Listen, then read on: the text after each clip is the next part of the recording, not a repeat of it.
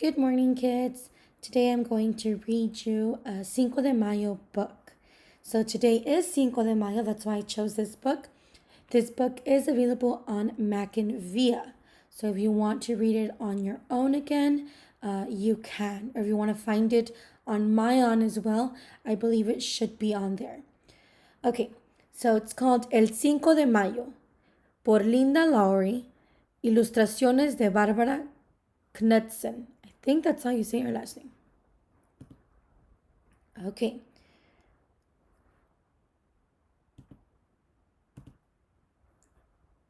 Piñatas repletas de caramelos, fuegos artificiales. La gente baila por las calles. ¿Qué pasa? Es el 5 de mayo. El 5 de mayo es un día de fiesta en los Estados Unidos y en México. En día de fiesta, todos celebran. El 5 de mayo es cuando la gente recuerda una batalla increíble que tuvo lugar hace más de 100 años. La historia del 5 de mayo es una de valentía. Es un relato de los soldados mexicanos que cambiaron la historia derrotando al ejército más poderoso del mundo. Es una historia de los pueblos de México y de los Estados Unidos trabajando en conjunto. Dos presidentes y un emperador, 1861.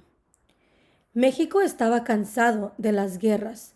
Por cientos de años, España había mandado en México. Muchos mexicanos habían perdido la vida luchando por librarse de los españoles. Los españoles se marcharon en 1821. Por el año 1840 estalló una nueva guerra entre México y los Estados Unidos. México perdió la mitad de sus tierras. En 1861, el pueblo mexicano finalmente quedó en libertad. Tenían un presidente mexicano. Pertenecía a una tribu de indios llamados zapotecas. Su nombre era Benito Juárez. Juárez fue el primer indio que llegará a ser presidente de México. Se había criado en la pobreza. Era huérfano. Trabajó de pastor para uno de sus tíos. Benito puso empeño a sus estudios. Fue a la universidad y se hizo abogado. En 1861, Benito Juárez llegó a ser presidente de México. Demostró que hasta un pobre pastor podía educarse y llegar a ser líder de su país. Juárez tenía esperanzas de que México y los Estados Unidos se hicieran amigos. Comenzó a escribirle cartas al presidente de los Estados Unidos. Abraham Lincoln era presidente de los Estados Unidos. Se puso muy contento al saber de Benito Juárez. Lincoln y Juárez eran muy parecidos. Abe Lincoln también había nacido en la pobreza. Se había criado en una cabaña de troncos de árbol. Había puesto empeño en sus estudios y se había hecho abogado. Ahora, Lincoln encabezaba de su país y tenía que hacerle frente a una guerra. Los estados del norte estaban peleando contra los del sur. Esta guerra fue llamada la Guerra Civil. Lincoln estaba preocupado. Sabía que el emperador de Francia pensaba enviar soldados y armamentos para ayudar a los estados del sur.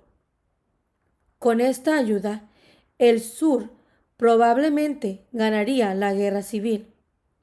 Los Estados Unidos se convertiría en dos países en vez de uno. El nombre del emperador de Francia era Napoleón el III. Su ejército era el mejor del mundo. Sus uniformes eran nuevos. Sus botas altas brillaban. Sus armas eran mortíferas. Napoleón era ambicioso. Quería gobernar en toda la América Latina. también quería que el sur ganara la guerra civil. Entonces, los Estados Unidos estarían débiles. Francia sería la nación más poderosa del mundo. Napoleón decidió atacar y conquistar a México. Así, podría hacer a su ejército cruzar la frontera para ayudar al sur. El presidente Abraham Lincoln estaba preocupado. El presidente Benito Juárez también estaba preocupado. Sabían que si sus países iban a seguir siendo libres, tendrían que trabajar en conjunto. La batalla de Puebla. A fines de 1861, barcos llenos de soldados franceses cruzaron el Océano Atlántico.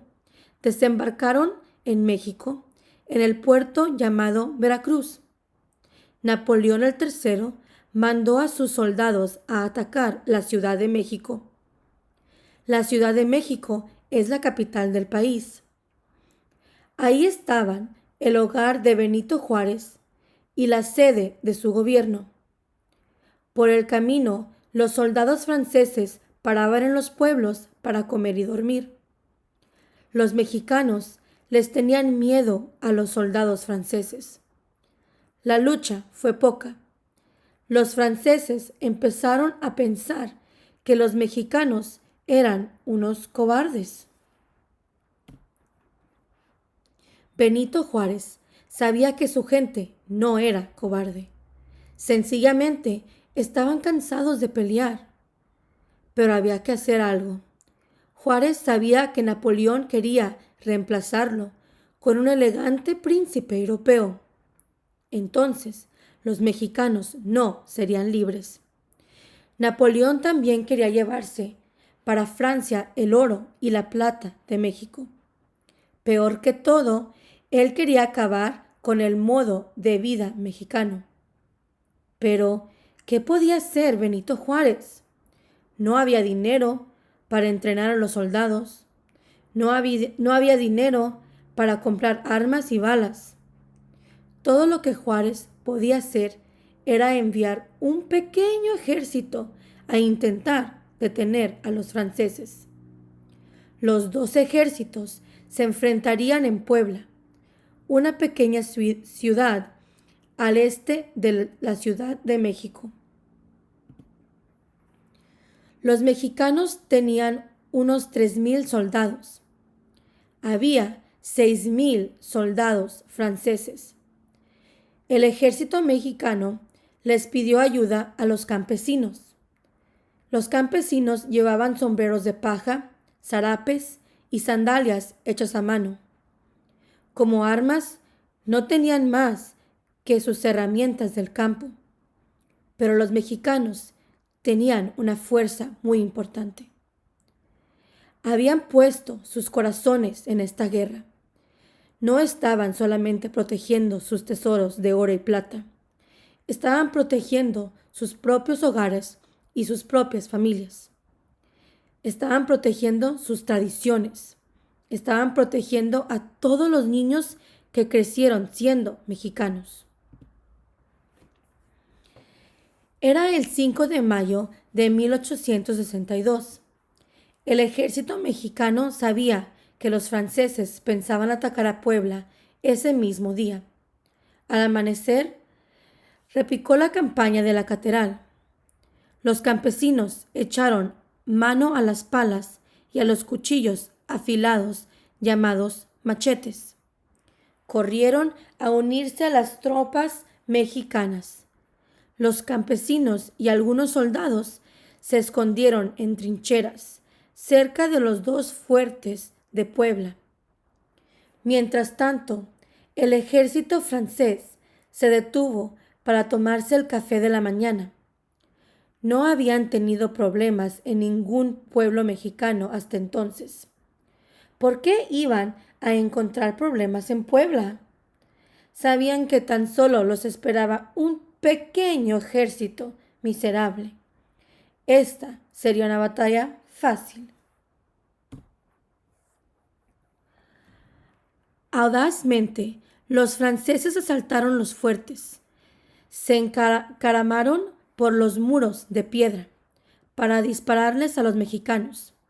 Los mexicanos les devolvieron el fuego. Cientos de soldados franceses rodaron por tierra. Más soldados franceses corrieron a escalar los muros. A esos soldados también les dispararon. Pronto a los franceses se les habían acabado casi todas las municiones y balas de cañón. Este ejército de mexicanos andrajosos los estaba derrotando. ¿Cómo era posible? De pronto empezó a tronar con gran fuerza. Caían rayos y llovía a torrentes. Los caballos de los franceses empezaron a resbalar en el lodo. Los hombres en las trincheras salieron de un salto y empezaron a disparar. Los campesinos agitaron sus machetes y desbandaron al ganado que estaba ahí cerca. Las reses embistieron a los soldados franceses, que se resbalaban en el lodo asqueroso. Al final de la tarde, los franceses habían perdido la batalla. Se dieron la vuelta y regresaron hacia el este. En Puebla, las campanas de las iglesias repicaron toda la noche. Los soldados mexicanos, ayudados por los campesinos mexicanos, le habían ganado a un ejército 2 veces mayor que el suyo. Le habían ganado a un ejército que no había perdido una batalla en muchos años. En cuanto recibió la noticia, Benito Juárez hizo de la victoria una celebración nacional. Después del 5 de mayo, muchos mexicanos se vieron a sí mismos de una manera nueva. «Yo soy mexicano», gritaba la gente. Estaban orgullosos de ser mexicanos. No estaban sin poder frente a los invasores. Estaban decididos a gobernar a su propio país. Al pueblo mexicano le iba a hacer falta esa tenacidad. Napoleón volvió a enviar a México soldados franceses, más de 30,000. Durante 3 años, los mexicanos siguieron batallando contra los franceses. Durante ese tiempo, cada 5 de mayo, los mexicanos dedicaban tiempo a celebrar. Con orgullo recordaban su victoria en Puebla. Les recordaba que tenían que ser valientes y luchar por su mayor deseo, un México libre. Durante esos años, la guerra civil continuaba en los Estados Unidos. El sur se hacía más pobre y débil. Francia no podía ayudar al sur. Para tener a México bajo control, Napoleón había enviado más soldados, caballos, alimentos y armas. No tenía dinero extra para el sur.